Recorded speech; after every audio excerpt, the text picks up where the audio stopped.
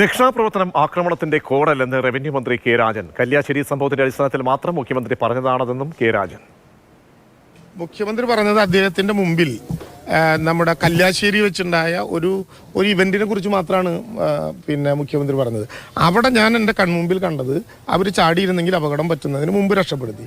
അതിന് മാത്രമേ അദ്ദേഹം പറഞ്ഞുള്ളൂ. അല്ലാണ്ട് ആക്രമണത്തിന് കൊടുക്കാവുന്ന ഒരു കോഡായിട്ട് രക്ഷാപ്രവർത്തനം എന്ന വാക്ക് പ്രയോഗിച്ചിട്ടേ ഇല്ല. നവകേരള സദസ് പൂർണ്ണ വിജയമെന്ന് റവന്യൂ മന്ത്രി കെ രാജൻ. VIP പരിഗണനയിലാണ് പരാതി പരിഹരിക്കുന്നത്. മന്ത്രിസഭാ പുനഃസംഘടനയും പ്രതിപക്ഷം ബഹിഷ്കരിക്കുന്നു. എല്ലാം ബഹിഷ്കരിച്ച് പ്രതിപക്ഷം ബഹിഷ്കരണ പക്ഷമായി മാറി. പ്രതിപക്ഷം ആത്മപരിശോധന നടത്തണമെന്ന് കെ രാജൻ ആവശ്യപ്പെട്ടു.